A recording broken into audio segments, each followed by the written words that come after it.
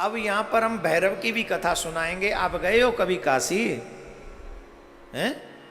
मैं तो गया हूं, आप भी गए होंगे। गए हो? वहां काल भैरव विराजमान है, और जो काल भैरव है ना वो कोतवाल है। पूरे नगरी के कोतवाल हैं काल भैरव। जैसे पूरे ब्रह्मांड के कर्मों के लेखे जोखे को लिखे, जो भी कर्मों का लेखा जोखा है पूरा, उसका पूरा ध्यान कौन रखते हैं मालूम? नहीं,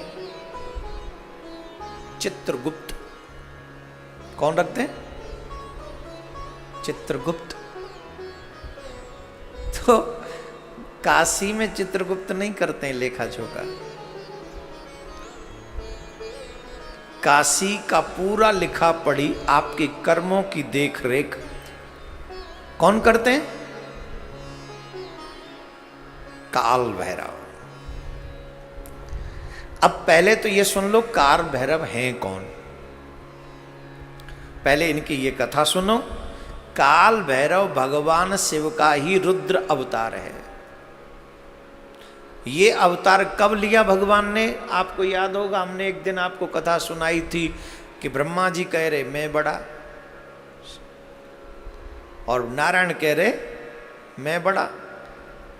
तब भगवान शिव प्रकट हुए, प्रथम शिवलिंग वहां प्रकट हुआ। ये कथा सुनाई थी आपको।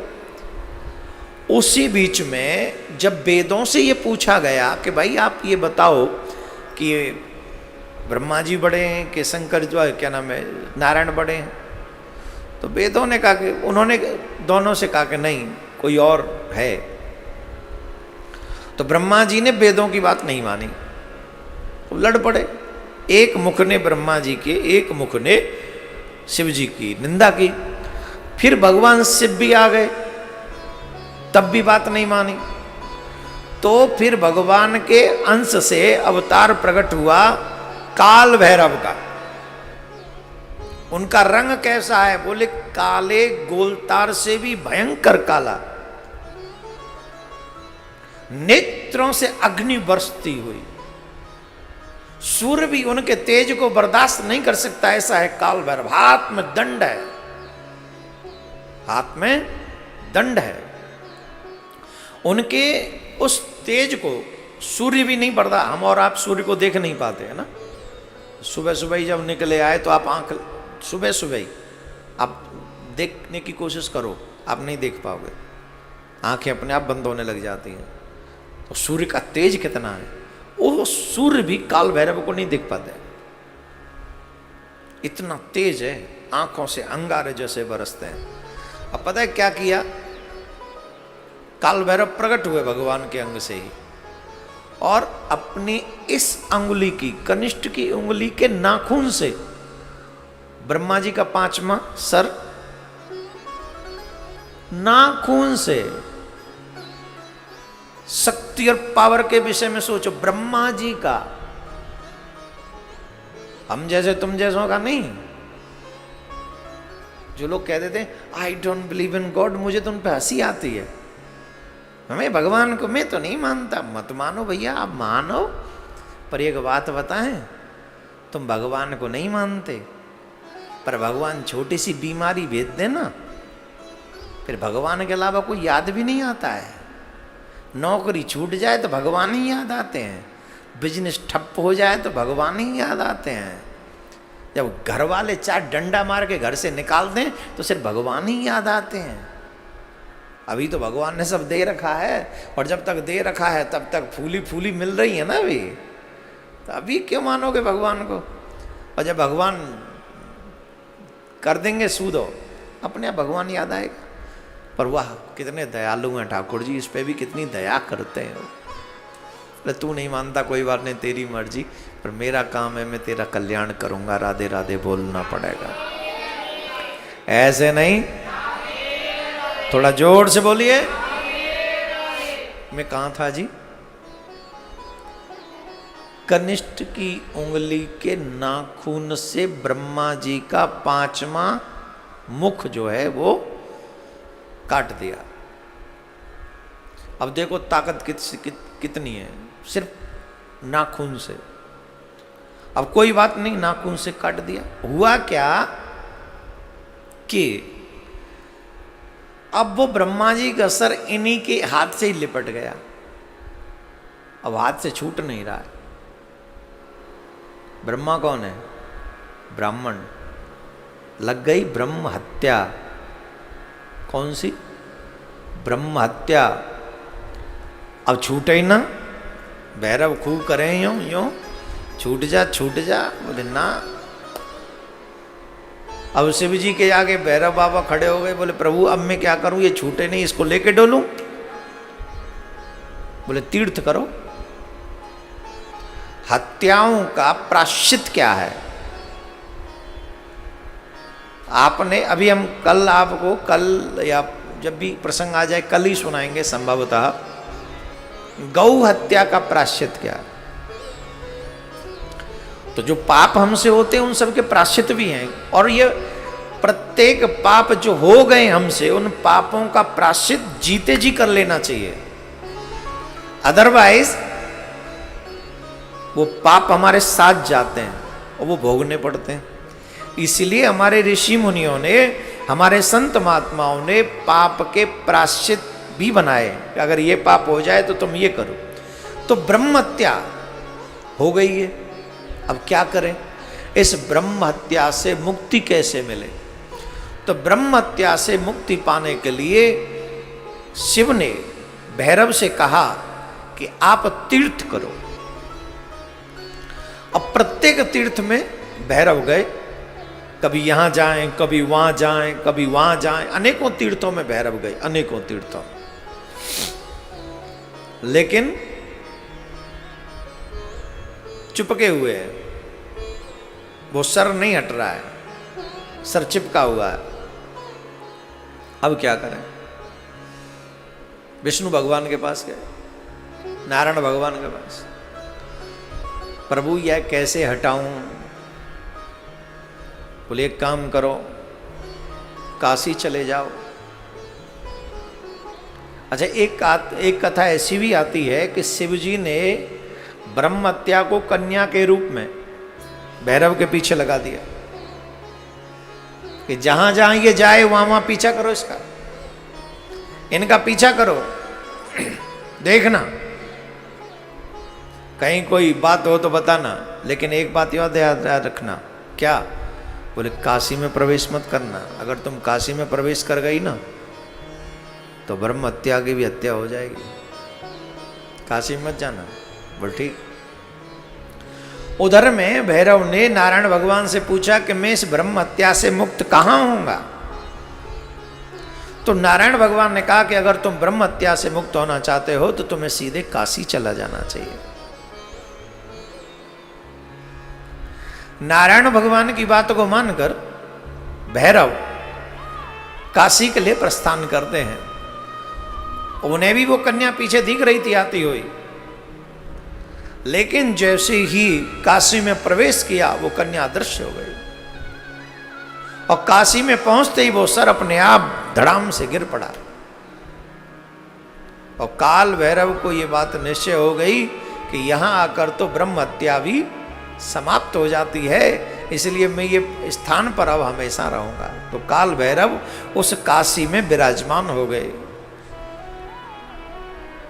बोले शंकर भगवान की जय। जोर से बोलना पड़ेगा, और जोर से बोलना पड़ेगा। तो काल भैरव काशी में विराजते हैं, और भैरव अगर प्रसन्न हो, बड़ी सुंदर बात बता रहे हैं आपको। कई लोगों को आजकल तो मोस्टली, बहुत लोगों को, मोस्टली लोगों को एक भय क्या है? बोले शनि की 7.5 चल रही है, ढैया चल रही है, कोई कह रहा राहु चल रहा है, कोई कह रहा केतु चल रहे हो। अच्छा, आपने भी देखा होगा जहाँ काल भैरव का मंदिर होगा, भैरव का मंदिर होगा, वहाँ काले कलर के कुत्ते आपको अधिकांश मिलेंगे। मिलेंगे? देखे कि नहीं? काशी नगरी के राजा हैं भूत बावन भोलेनाथ और कोतवाल हैं काल भैरव। ऐसा सुनने में आया है, सत्य कि कैसा वो तो काशी के लोग ज़्यादा जानते होंगे हमसे। हमने ऐसा सुना है कि जब मुगलों ने देश के ऊपर आक्रमण किया और जब मंदिरों को नष्ट कर रहे थे, उस समय वो काल भैरव के मंदिर में भी पहुंचे थे, काल भैरव के मंदिर को नष्ट करने के लिए। लेकिन उन मुगलों की सेना पर एक ऐसी सेना ने आक्रमण किया कि वो ठहर नहीं सके। जानते हो कौन?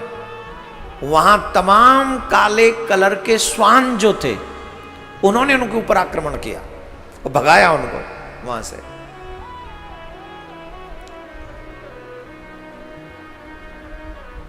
भैरव को प्रसन्न करने के लिए, भैरव को तमाम सिद्धियां प्राप्त है, भगवान ने दी हैं, भूत बावन ने दी है। तंत्र विद्या में बहुत अग्रसर हैं। जो तंत्र को मानते हैं उन्हें पता होगा कि भैरव की क्या जगह है, क्या स्थान है। इसीलिए हम थोड़ा सा आज ब्लैक पहन के आए कि हम भैरव की कथा सुनाएंगे, थोड़ा हम भी ब्लैक पहन लें। जैसे है तो वो भी शिव ही तो हैं, अलग नहीं है। शिव के अवतार हैं।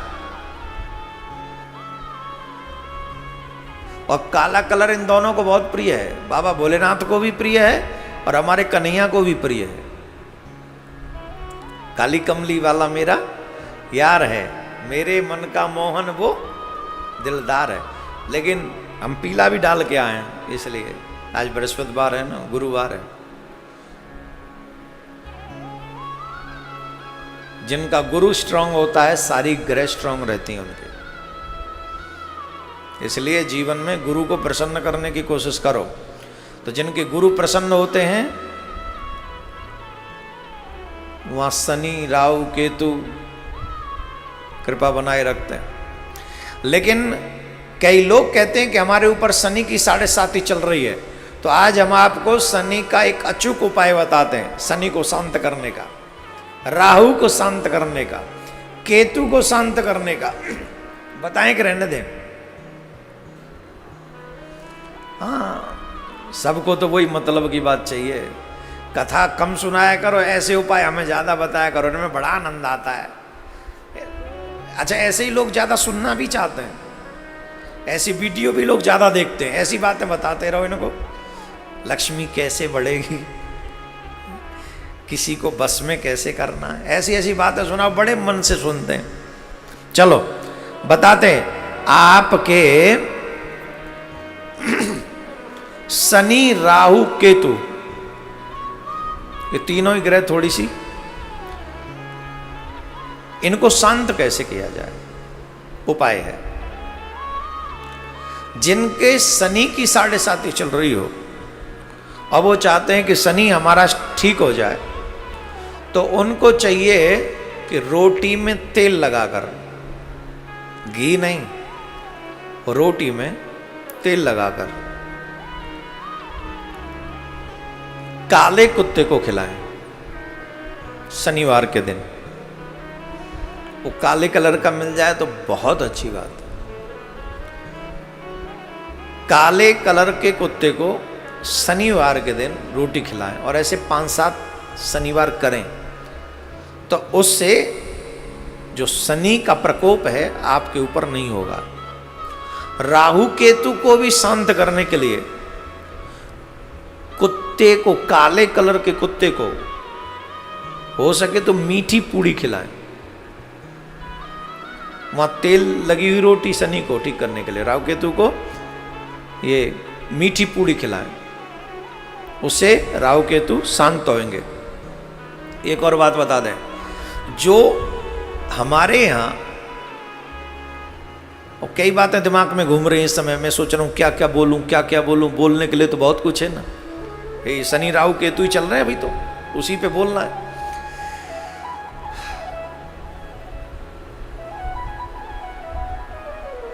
आपने देखा होगा गांव के लोग इस बात को ज्यादा नोटिस करते हैं, कुत्ते भौंकते हैं, लेकिन जब गांव में कोई मरने वाला हो तो भौंकते नहीं, रोते हैं। और जब कुत्ते रोते हैं तो गांव वालों को पता चल जाता है कि वो गांव में कुछ न कुछ होगा, उनके रोने का स्टाइल। अब एक प्रश्न उठता है कि कुत्तों को कैसे पता चलता है कि गांव में कोई मरेगा? श्वान, कौआ, ये विशेष दर्शी हैं, इनको दृष्टि प्राप्त है। यमराज के यहां से इनका कांटेक्ट है बाकायदा। जब यमराज के यहां किसी को लाने ले जाने की चर्चा होती है तो इन दोनों को पता चल जाता है। मजाक नहीं कर रहा हूं मैं, इट्स ट्रू। इसीलिए इन लोगों को, यमराज के दूतों को शांत रखने के लिए, राहु केतु को शांत रखने के लिए, और इवन अपने पितरों को शांत रखने के लिए हमें 3 रोटी एवरीडे निकालनी चाहिए। प्रत्येक माता बहन ये बात सुन ले। राहु केतु को शांत रखने के लिए, शनि को शांत रखने के लिए, और पितरों को शांत रखने के लिए, यमराज के दूतों को प्रसन्न करने के लिए हमें एवरीडे 3 रोटी निकालनी चाहिए। वो 3 रोटी कौन सी? एक रोटी गाय के लिए, दूसरी रोटी श्वान के लिए, और तीसरी रोटी कौवे के लिए। हर दिन अगर आप 3 रोटी निकालते हैं तो न राहु आपका कुछ गड़बड़ करेगा, न केतु आपका गड़बड़ करेगा, और न शनि आपका गड़बड़ करेगा, न यमराज के दूत कुछ गड़बड़ करेंगे, और न आपके पितृ ही कुछ गड़बड़ करेंगे। पितृ भी नहीं करेंगे गड़बड़। क्यों? एक बात है, पितरों का तो हमको पता नहीं ना कहां है, इधर है कि उधर है कि किधर है, कहां है मालूम नहीं ना। तो अगर सही योनि में है तो गौ के माध्यम से उन्हें वो ग्रास मिल जाएगा, और मध्यम योनि में है तो श्वान की योनि से मिल जाएगा, और निकृष्ट योनि में है तो कौवे के माध्यम से मिल जाएगा। राहु केतु शनि खराब है तो काला कुत्ता जब उस भोजन को, रोटी को खाएगा तो वो अपने आप शांत हो जाएंगे। और आपके दुखों की मुख्य वजह, आपके घर के दुखों की मुख्य वजह या तो ग्रह हैं या पूर्वज हैं।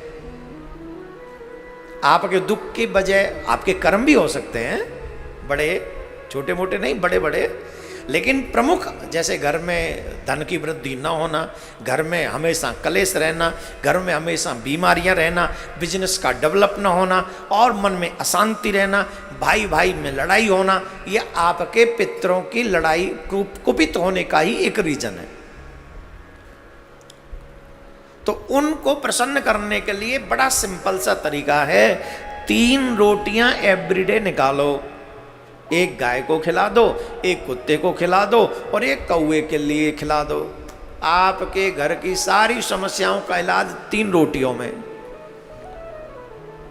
अरे 10-10 रोटी तो तुम्हारे घर में वैसे ही खराब हो जाती हैं, आटा रख देती हो फ्रिज में, वही खराब हो जाता है। सड़ा हुआ आटा तुम्हारी बुद्धि सड़ा देता है। हमारे यहाँ सुबह की रोटी शाम को नहीं खाते, और ये आजकल के पढ़े लिखे लोग फ्रिज के कई दिन पुरानी रोटी खाते हैं।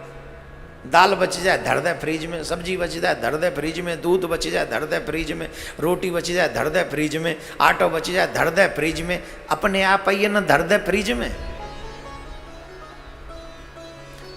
वो वीडियो काफी लोगों ने देखा हमारा, जिसमें हमने बोला है बासी आटा बुद्धि भ्रष्ट कर देता। वो बहुत लोग देख चुके उसे, और ये सत्य है।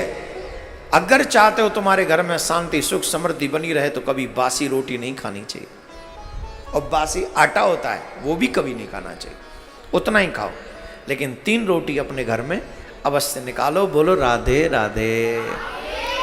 तो आज की कथा में हमने तुम्हारा शनि शांत कर दियो, आज की कथा में तुम्हारा राहु शांत कर दियो, आज की कथा में तुम्हारे यमराज के दूत प्रसन्न कर दिए, तुम्हारे पितृ शांत कर दिए। और क्या क्या करवाओगे 1-1.5 घंटे में? ये कम है क्या? अच्छा और कर देते शांत, रुको, राधे राधे बोलना पड़ेगा। तो भैरव को प्रसन्न करने, भैरव भी प्रसन्न होते हैं। कई जगह ये सुना है कि भैरव की सवारी है काला कुत्ता, काला श्वान। अब ये है कि नहीं, मैंने इस विषय में ज़्यादा शोध किया नहीं, इसलिए आई एम नॉट कन्फर्म।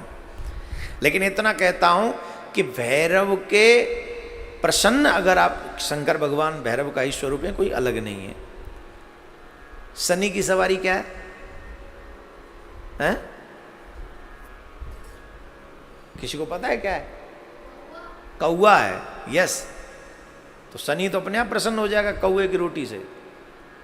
देखो ये छोटा नहीं है, ये है, इसमें कुछ बनेगा ये आगे जाके। हाँ, तुम लोग बेकार हो सब फोकटिया, यही काम करेगा कुछ, राधे राधे बोलना पड़ेगा। शनि की सवारी है कौआ। तो है नहीं, कोई राहु बाहु कुछ नहीं करेगा।